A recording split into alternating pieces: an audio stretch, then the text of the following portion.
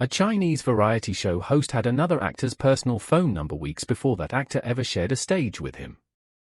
That's the detail rabbit news Hallyu keeps coming back to this week, because it quietly turns what looked like a throwaway marriage joke into something with a different shape entirely.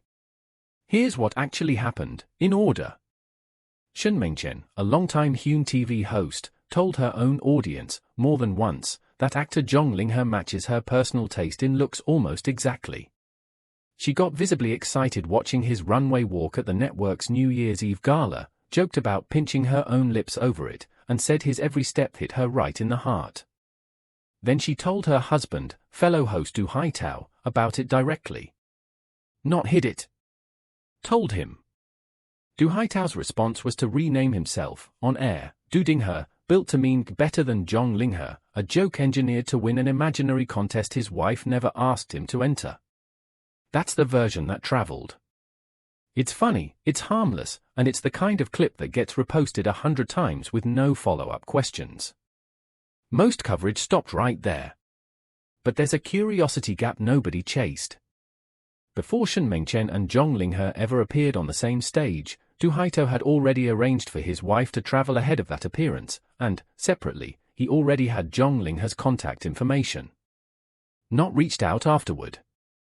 Already had it. A name change joke is one thing. A host who already has a young star's personal contact info before the bit that made headlines even aired is a different kind of detail, the kind that suggests less spontaneity and more groundwork. This is where it gets interesting, because Chinese variety television runs on exactly this kind of groundwork. Hosts don't simply react to celebrity crossovers, producers build them. A guest appearance, a planned trip, a pre-cleared contact exchange, these are the unglamorous mechanics behind moments that air as if they happened by accident. None of this requires anyone to be insincere. Zhang Linghe's enthusiasm reads as completely real. What it doesn't read as, once you factor in the contact info, is unplanned. So the more accurate read might not be the wife has a crush, husband jokes about it. It might be two shows recognized they each had something the other wanted, and built a bit around it. Du Haitao gets a viral moment off someone else's heat. Zhang Linghe gets cross-platform exposure on a top-rated variety show without doing anything that looks like self-promotion. Everybody's incentives line up a little too neatly for this to be pure coincidence, though, to be fair, the public record doesn't prove a formal arrangement. It just makes total spontaneity harder to fully believe. Now look at who was apparently worth that groundwork. Zhang Linghe spent this same stretch being unusually candid about his own body, on the reality show Hostel Days. He revealed an allergy panel that came back worse than expected: eggs, cake, and specifically fermented wheat products, which rules out most beer along with anything brewed the same way. Co-host He Jeong added that allergies aren't fixed for life, they shift over years, a quietly unsettling fact for anyone watching a public figure get tested on camera. The harder hit was caffeine. The same checkup found coffee was triggering heart palpitations and physical weakness in his case, a real problem for someone who said he routinely drinks 4 or 5 cups a day, on an empty stomach, specifically to get through work. He called giving that up too cruel. It's a small, human admission, but it reads as a quiet data point about what staying employable in this industry costs physically, not just emotionally. In the same episode he updated his weight, 66 kilograms around Lunar New Year, held deliberately to fit a performance costume, now back up over 70. None of that is scandal. It's the opposite, a young actor being unusually transparent about strain most celebrities paper over. But transparency like that rarely happens in a vacuum. It happens when someone has enough cultural capital that vulnerability reads as relatable instead of risky. The capital, in this case, is measurable. Zhang Linghe's costume drama Chasing the Jade topped Netflix's charts in Singapore and Thailand, landed in the top 3 in Malaysia, cracked the top 10 in Japan, and held strong on WeTV and Mango TV International.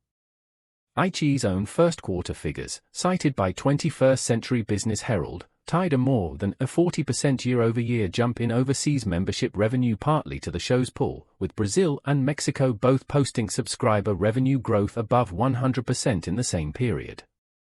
It's the same playbook Korean dramas wrote a decade ago for soft power expansion, except this time the platform doing the exporting is Chinese, and the numbers suggest it's working. Among viewers, the reaction split along fairly predictable lines. Some framed Zhanglinghe's comments as an endearing display of marital confidence, a couple secure enough to joke about an outside crush in public. Others fixated less on the marriage angle and more on Zhang Linghe himself as the prize being competed over, which is its own slightly uncomfortable framing for an actor who didn't ask to be anyone's punchline.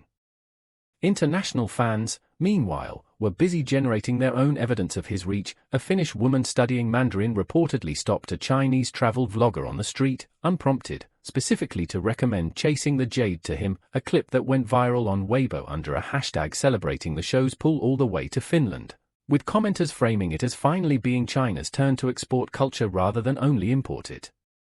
Here's where the gap closes. The single most overlooked detail in this whole story, the contact info Du Haite had on hand before any of this aired, only makes sense once you see those numbers. In 2 months, Zhang Linghe added roughly 2 million Instagram followers, pushing his total close to 5 million, and became, by some tracking, the Chinese entertainment figure with the most individual posts to cross 1 million likes. None of that happens to someone whose number a competing show's host wouldn't already want saved. Which reframes the whole sequence. This isn't really a story about a husband's joke, or even about one actor's allergy panel. It's a small case study in how Chinese entertainment content gets engineered around whoever currently holds outsized cultural gravity, and how that engineering gets dressed up as spontaneity, because spontaneity simply performs better on camera than visible strategy does.